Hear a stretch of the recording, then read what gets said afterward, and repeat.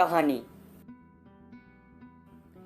आज मैं आपको एक ऐसी प्रेम कहानी सुनाऊंगा जो आपके दिल को छू लेगा और उससे आपको कुछ सीख भी मिलेगी। आज की प्रेम कहानी बेहद दिलचस्प है, ऐसे में कहानी को पूरा सुने। मैं आपको बता दूं कि यह प्रेम कहानी दो ऐसे प्रेमी जोड़े की है जो एक दूसरे से प्यार तो करते थे लेकिन इजहार नहीं कर पा रहे थे। प्यार में इजहार करना सबसे जटिल होता है, ये तो आप भी जानते होंगे। लोग दिल तो लगा लेते हैं लेकिन इजहार नहीं कर पाते हैं। दोनों प्रेमी जोड़े लगभग एक दूसरे को 12 सालों से प्यार करते थे। इसके बावजूद भी किसी ने भी इजहार करने की हिम्मत नहीं जुटा पाई। एक दिन प्यार में ऐसा भी कुछ पल आया, दोनों का प्यार सच्चे प्यार में बदल गया। किसी तरह से प्रभात ने साक्षी को इजहार कर दिया। प्रभात के इजहार करने के बाद साक्षी ने बिना एक पल गवाए और रोती हुई आंखों से उसने प्रभात को ऐसे गले लगाया मानो कोई धरती आसमान में समा रही हो। दरअसल प्रभात को साक्षी के इस कदर प्यार के बारे में मालूम नहीं था। जैसा कि हर प्रेमी सोचते हैं सिर्फ हम ही तुमसे मोहब्बत करते हैं, प्रभात को भी वैसा ही लगता था। प्रभात और साक्षी दोनों अलग अलग जाति के होते हुए भी उनकी रगों में एक जैसा खूनी दौड़ता था। वह हमेशा एक दूसरे के लिए मर मिटने को तैयार थे।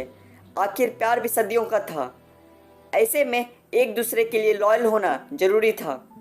अब दोनों के प्यार का सफ़र बेहद पेचीदा होता जा रहा था। प्रभात और साक्षी एक दूसरे से ऐसे व्यवहार करने लगे थे मानो जैसे दोनों पति और पत्नी है। ऐसा सिलसिला दोनों के प्यार में चलता रहा। दोनों चोरी चुपके से मिलते रहे। जैसे सभी की प्रेम कहानी में एक विलन की एंट्री होती है और वह सब कुछ तहस नहस कर देता है, वैसे ही प्रभात और साक्षी की लव स्टोरी में साक्षी का भाई कन्हैया की एंट्री होती है। कन्हैया को जब दोनों के बारे में पता चला तो उसके पैरों तले से ज़मीन खिसक गई। उसने सोचा कि आखिर मेरी बहन एक ऐसे लड़की को कैसे पसंद कर सकती है जो बेहद गरीब है और उसकी जाति भी बिल्कुल अलग है। कन्हैया ने अपनी बहन साक्षी को प्रभात से प्यार का रिश्ता समाप्त करने के लिए काफ़ी डराया धमकाया और साथ ही समझाया भी, लेकिन जनाब ये इश्क है, इश्क में कहाँ किसी की बातें समझ में आती हैं।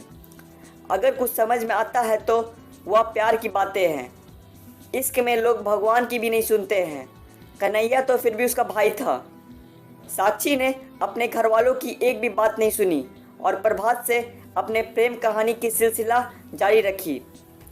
जब घर वाले समझा बुझा कर थक गए तो साक्षी को गांव से शहर बुआ के यहाँ भेज दिया गया ताकि दोनों का मिलना जुलना बंद हो सके और प्रभात और साक्षी एक दूसरे से अलग हो जाए। लेकिन इतना प्रयास के बावजूद भी दोनों की प्रेम कहानी की दास्तान में कोई भी फर्क नहीं पड़ा। दोनों का प्यार और भी गहरा होता गया। दोनों की प्रेम कहानी में काफ़ी उतार चढ़ाव आने के बाद भी प्यार में कोई कमी नहीं आया। आखिर दोनों की परेशानियां बढ़ती गई लेकिन साथ ही साथ प्यार भी बढ़ता रहा। अब एक वक्त ऐसा भी आ गया जब प्रभात और साक्षी अपने प्यार के लिए सारे रिश्ते तोड़ने को तैयार हो गए और दोनों ने फैसला कर लिया था कि अब घर छोड़कर भाग जाना पड़ेगा, तभी हमारा प्यार जिंदा रह सकता है। आखिर हर प्रेमी के साथ एक ऐसा वक्त जरूर आता है जब वो अपने प्यार के लिए सब कुछ छोड़ने को तैयार हो जाते हैं। दोनों घर छोड़कर दिल्ली के मालवीय नगर पर एक बंद कमरे में रहने लगे और दूसरी तरफ प्रभात और साक्षी के घर में दोनों की भाग जाने की खबर सुनकर काफ़ी अफरा तफरी मच गई थी। प्रभात के घर वालों पर पुलिस कार्रवाई भी हुई और उन पर साक्षी को बहला फुसलाकर अगवा करने का आरोप भी लगाया गया, जिसमें प्रभात के घर वाले काफ़ी परेशान हो गए।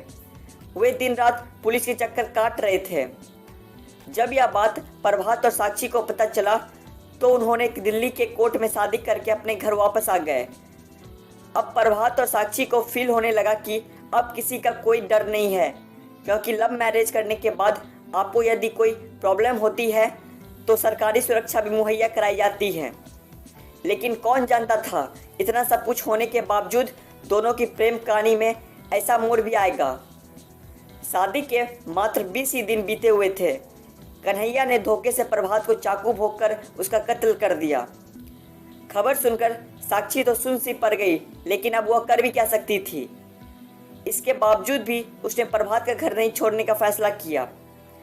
कुछ ही दिनों में साक्षी के घर वाले दूसरी शादी के लिए दबाव बना रहे थे।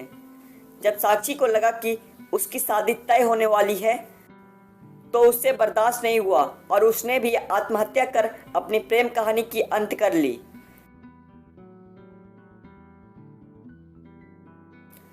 प्रभात और साक्षी की ऐसी प्रेम कहानी है जो लगभग हर आशिकों पर गुजरती है। आपको बता दें, कभी भी किसी भी भय या डर से अपने आप को खोने से अच्छा है आप अपने प्रॉब्लम से खुलकर लड़े, जीत आपकी होगी। साक्षी की तरह जान देने से कोई फायदा नहीं है, यह कायरता को व्यक्त करता है।